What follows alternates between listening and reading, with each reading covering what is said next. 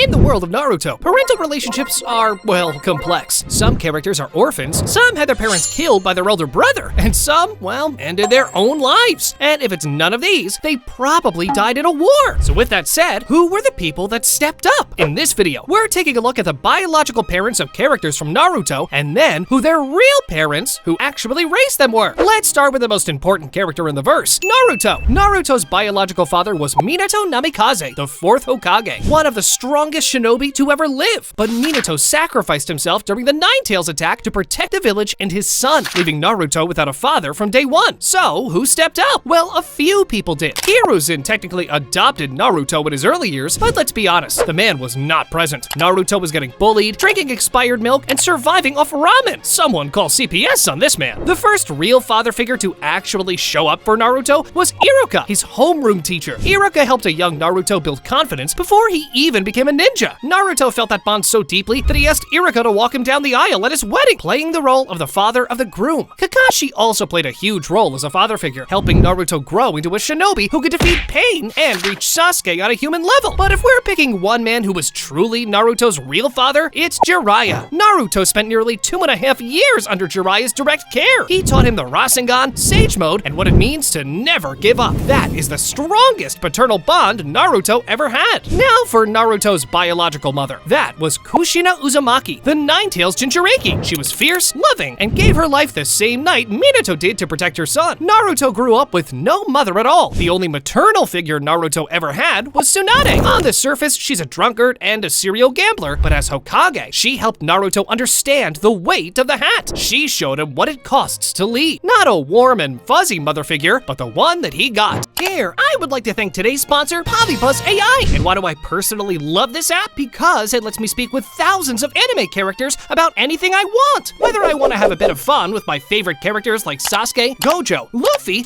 or whether I want to step up the play a bit more and talk with Hinata, Nami, Robin, or Mitsuri, Polybuzz lets me do just that. What makes this app great is the fact that it turns your wildest dreams and fantasies into reality by letting you speak with your favorite characters about pretty much anything you want. So for example, the other day, I felt like messing around with Sakura. Hey, so they call Minato the yellow flash of Konoha. Does this mean you're the pink garbage of Konoha? Sakura's reply? Well, once you download Polybuzz yourself, you can ask her yourself and find out. But oh well, that was just one of the countless conversations you can have yourself with any anime character you want. And not just that, you can even create your very own AI characters, personalize their traits, and chat with them about anything you want. And let me just tell you that as an anime fan, you will never get bored of it. And by using my code SHIN67, you'll get access to 3 days premium membership completely free of charge. Use my link in the description down below to download Polybuzz AI and start chatting with your favorite anime characters today. Believe me, you will not regret it. But now, let's get back to our video. Sasuke's biological father was Fugaku Uchiha, head of the Uchiha clan and leader of the Konoha military police force. From the outside, Fugaku seemed cold towards Sasuke, always appearing to favor Itachi. But it's well documented how proud Fugaku actually was of Sasuke and how closely he watched his growth. That pride just never made it out of Fugaku's chest in time. The Uchiha massacre ended everything before it could.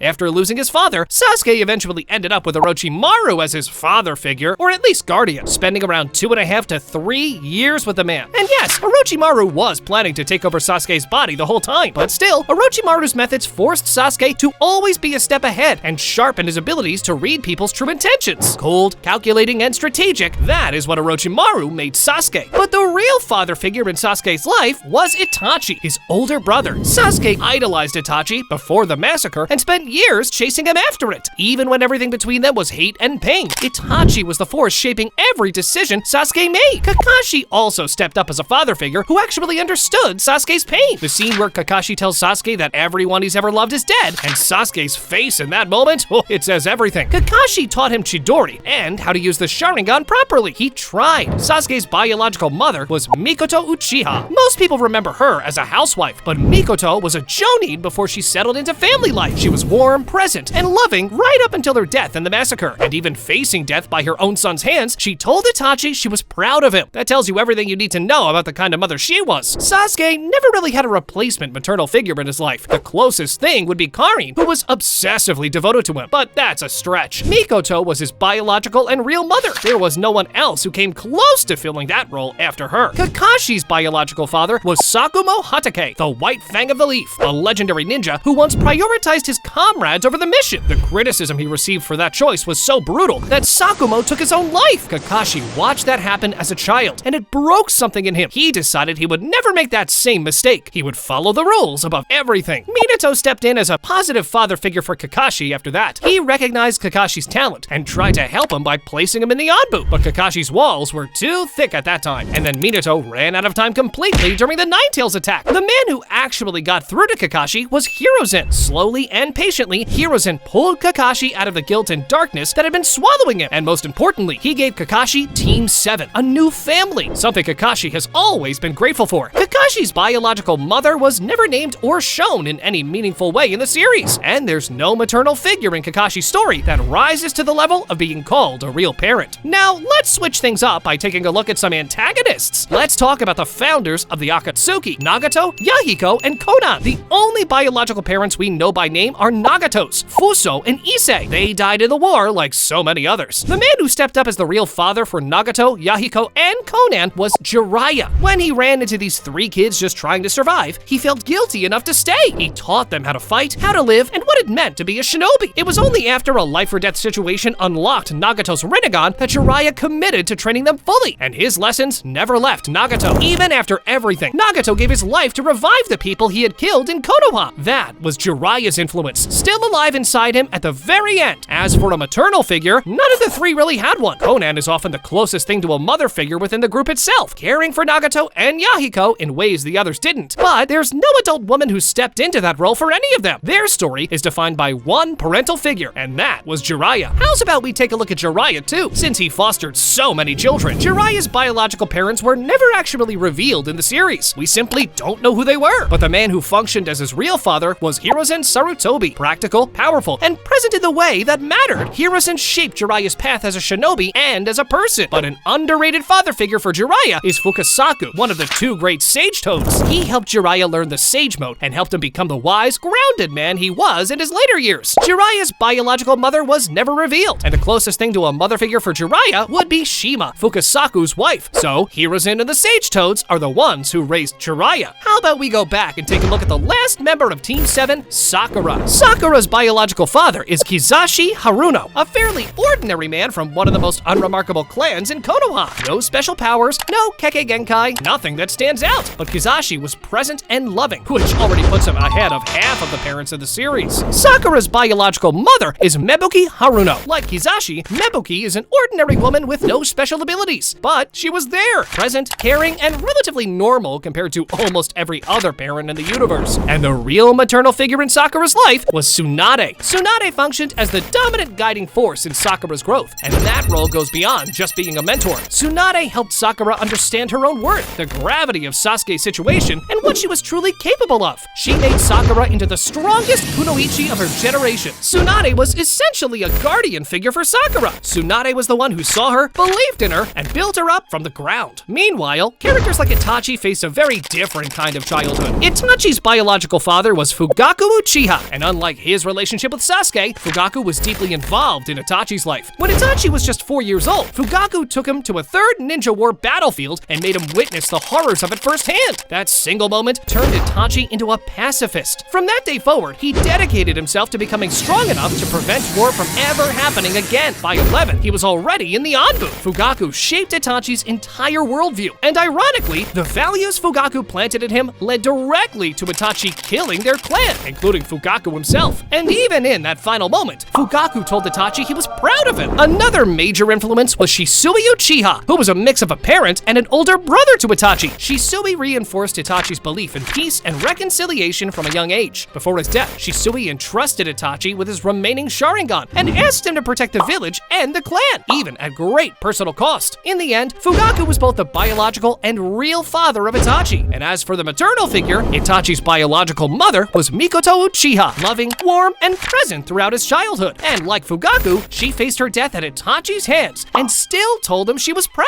Mikoto was both the biological and real mother of Itachi as well. His story is one of the rare ones in the series where the biological parents are also the real parents, which makes what happened to them all the more painful. Obito's biological parents were unfortunately never revealed. He grew up up as an orphan, chasing the dream of becoming Hokage just to feel seen, which sounds similar to Naruto's goal. The man who became Obito's real father figure, though, was Madara Uchiha, and it's one of the darkest parental relationships in the entire series. Madara saved Obito's life after half his body was crushed during a mission, rebuilt him using white Setsu cells, and then systematically dismantled every reason Obito had to live. He made sure Obito watched Rin die at Kakashi's hand. He presented the infinite Tsukuyomi as the only world where things could be made right, and Obito believed him. He lived the rest of his life executing Madara's plan, carrying Madara's name, building toward Madara's vision. Even when Obito finally turned back, it was almost too late. Madara had already been his entire world for decades. No maternal figure was ever established in Obito's story, so the parental story for Obito is Madara's alone. The stories have been getting dark for a while, so let's switch it up and take a look at the Ino Shika Cho group. Ino's biological father was Inoichi Yamanaka, head of the Yamanaka clan and a member of the original Ino Shika Cho formation. He taught her the clan's mind techniques and led by example as a shinobi and a leader. Shikamaru's biological father was Shikaku Nara, head of the Nara clan, and arguably the sharpest strategic mind in Konoha. He passed on the clan's shadow techniques and his ability to see 10 steps ahead to his son. Choji's biological father was Choza Akamichi, head of the Akamichi clan and a man who understood exactly what his son needed. Choza helped build Choji's confidence at a time when the world kept telling him he was not enough. All three had present, capable fathers. But the real father figure for all of them was Asuma Sarutobi. Asuma understood that Ino, Shikamaru, and Choji were completely different people who needed completely different things. He catered to each of them individually. He bribed Choji with food and barbecue to get him to train hard. He challenged Shikamaru's laziness by making the work feel like a game worth winning, and he instilled the will of fire in all three of them, the way his own father never quite managed to do for him. When Asuma died, the bond he had built between those three was strong enough that they never needed a permanent replacement. That is how good he was. Now for the mothers. Ino's biological mother is unnamed in the series. Shikamaru's biological mother was Yoshino Nara, who was honestly one of the most entertaining background parents in the show. She ran that household. Choji's biological mother is also unnamed. No single maternal figure rises to the level of real parent for any of them the way that Asuma did on the father's side. Their mothers were present, but the series does not develop those relationships enough to make a strong case for any of them. While we're at it, let's take a look at Asuma too. Asuma's biological father was Hiruzen Sarutobi, the third Hokage, one of the strongest shinobi alive, and also one of the least present fathers you'll ever see. Asuma never really saw eye to eye with Hiruzen, and eventually left Konoha entirely over it. The man who became Asuma's real father figure was the daimyo of the Land of Fire. After leaving the village, Asuma joined the 12 Guardian Ninjas and spent nearly 6 years learning directly from the daimyo. Most of his real-world wisdom, the kind he later passed on to Team 10, came from that time. He still wore the daimyo's sash around his waist, even after returning to Konoha. That tells you where his loyalty and gratitude actually lived. Asuma's biological mother was Biwako Sarutobi. She was present, but not explored in any meaningful depth by the series. So, no real maternal figure emerges for Asuma beyond Biwako. His story, much like Kakashi's, is primarily a father and son story. Another character from Asuma's generation is Might Guy. Might Guy's biological father was Might Dai, the so-called Eternal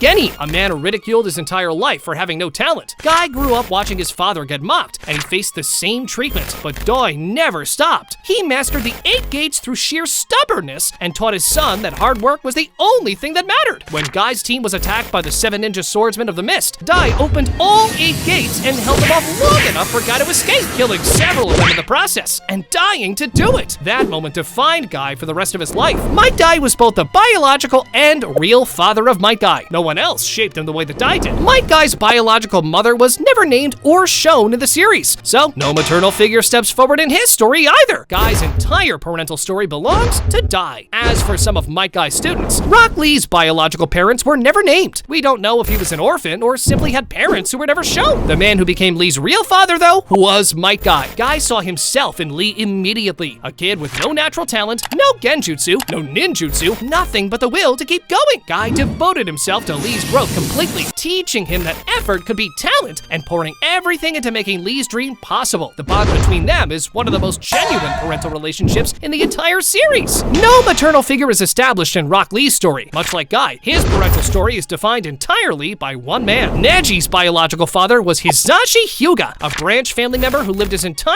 life under the cursed seal. Hisashi resented the system that limited his son before Neji even had a chance to prove himself. When Neji was young, Hisashi was killed during the Hyuga affair. Neji grew up believing his father had been forced into death by the clan, which left him bitter and convinced that fate was something nobody could escape. The man who became Neji's real father was Hiyashi Hyuga, his uncle. After Naruto publicly called out Neji's negative outlook during their match, Hiyashi had a moment of reckoning. He went to Neji, explained the truth about Hisashi's death, and then bowed down and begged for forgiveness, throwing away his pride as clan head. This sent Neji into tears, who then forgave him. Hiyashi began training Neji personally and came to believe Neji had the potential to become the strongest Hyuga in the clan's history. Neji's biological mother was, you guessed it, never named or shown in the series. No maternal figure is established for Neji either, and his story is defined by two men, his father Hisashi and his uncle Hiyashi. Now, let's take a look at Neji's cousin, Hinata. Hinata's biological father was Hiyashi Hyuga, the head of the main branch, and he failed her completely. When Hinata could not meet the expectations placed on her, Hiyashi shifted his focus to her younger sister Hanabi and effectively disinherited Hinata before she was even a teenager. Unfortunately, no one stepped up to become a father figure for Hinata. Meanwhile, Hinata's biological mother is not named or shown in the series in any meaningful way. The person who stepped up as the real mother figure for Hinata was Kurenai Yuhi, her team leader. Kurenai consistently encouraged Hinata, helped her build her confidence, and supported her growth both as a ninja and as a person. She was the adult who actually showed up. Moving out of Konoha, let's take a look at Gaara. Gaara's biological father was Rasa, the fourth Kazekage. He sealed Shukaku inside Gaara before birth, contributed to his mother's death in the process, raised Gaara in isolation, and then ordered his assassination when he decided Gaara was a failed experiment. So yeah, not a great dad. The man who became Gaara's real father figure was Yashimaru, his maternal uncle. Yashimaru was the only person who ever showed Gaara kindness. He taught him empathy and helped Gaara believe for the first time that he was loved. And then he tried to kill him. After failing, Yashimaru revealed the assassination order and claimed he had always hated Gaara for causing his mother's death. That betrayal broke Gaara completely. He closed himself off from the world and became the person we see at the Chunin exams. And even though Gaara had learned that Yashimaru's cruel final words were a lie, the damage had already been done. Yashimaru shaped Gaara more than anyone else in his early life, both by giving him love and by destroying it. Gaara's biological mother was Harura. She died during childbirth as a result of the Shukaku sealing, but her final wish was to protect her son, and that wish manifested literally as the Shield of Sand, which protected Gaara throughout his childhood without him even knowing it. Harura was his biological mother and, in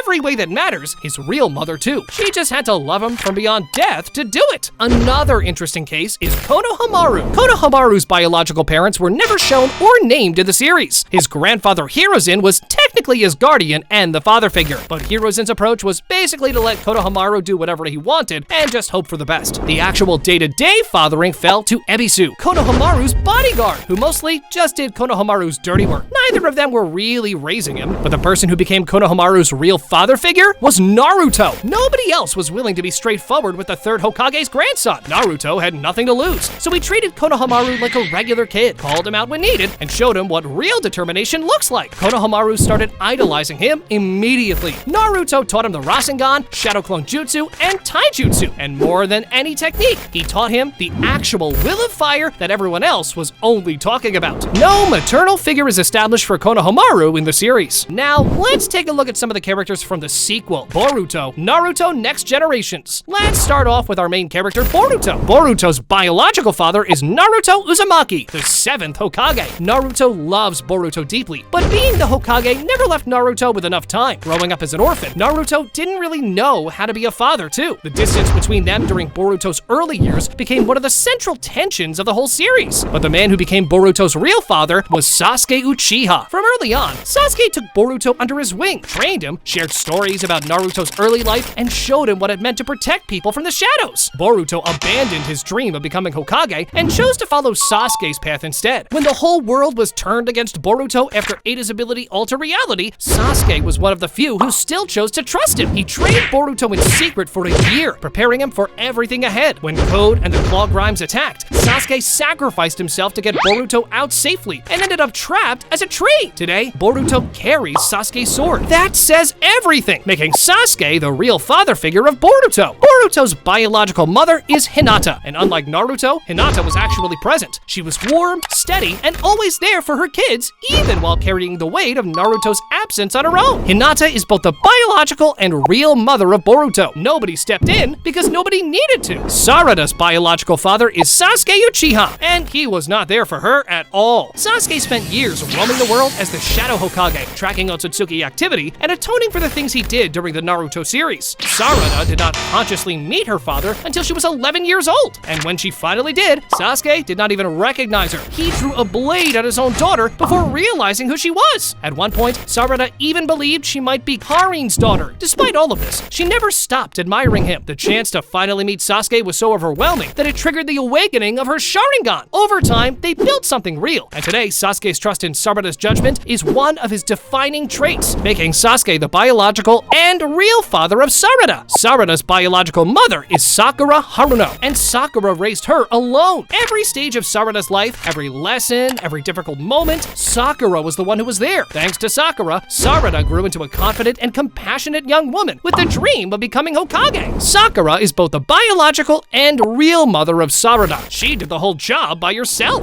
Kawaki's biological father was Kokatsu, an abusive drunk who mistreated Kawaki and then sold him to Jigen. That set the tone for everything that followed. The man who became Kawaki's actual father figure in the worst possible way was Jigen, the vessel of Ishiki Otsutsuki. Under Kara, Kawaki was subjected to brutal experiments and harsh training as Jigen prepared him to become Ishiki's next vessel. For years, that was the only parental relationship Kawaki had ever known. Then he met Naruto, who officially became Kawaki's stepdad. Slowly, cautiously, Kawaki let himself believe that Naruto was the father he never had, and for the first time in his life, he felt safe. That safety became his obsession. Terrified of losing Naruto and Hinata to the Otsutsuki threat, Kawaki sealed them away and turned against Boruto, convinced he was doing the right thing. Everything Kawaki has done, every extreme he has gone to, comes back to one thing: trying to protect the first people who ever actually loved him. Naruto is Kawaki's real father. Meanwhile, Kawaki's biological mother is unknown, but the only real maternal figure who entered his life was Hinata. She was part of the family that gave Kawaki his first real home, making Hinata the real mother of Kawaki. As for the other survivor of Jigen's karma mark, Code's biological parents are unknown. The person who shaped his entire existence was Ishiki Otsutsuki, Code's real father figure. Ishiki existed by using Jigen as a vessel. Code failed to become Ishiki's vessel, but survived the karma experiments and received the white karma instead. Ishiki kept him alive, had Amado enhance his body with modifications that made him stronger than Jigen himself, and installed limiters to keep him in check. Code's loyalty to Ishiki bordered on worship, and even after Ishiki died, that loyalty did not waver. Through the white karma, Ishiki appeared before Code one final time and gave him a mission: remove the limiters, grow a divine trait, consume the chakra fruit, and continue evolving until he became an Otsutsuki god. Every decision Code has made since can be traced back to that moment. Ishiki was father, mentor, and god to Code all at once. No maternal figure is established for Code. His entire parental story belongs to Ishiki. For our last characters, let's go to the beginning of the series and take a look at the original Otsutsukis. Hagoromo and Hamura's biological mother was Kaguya Otsutsuki, the first person to ever wield chakra on Earth. She consumed the chakra fruit of the divine trait and became something beyond human. Her children, the first human Otsutsuki hybrids, were the ones who eventually had to seal her away after she lost herself to that power. Their biological father was never revealed in the manga. The anime introduces a man named Tenji, an emperor who was in love with Kaguya, but he plays no meaningful role in either son's story. No real parental figures step in to replace either of them either. Hagoromo and Hamura shaped the entire world of Naruto, but they did it without guidance, without mentors, and without anyone to show them the way.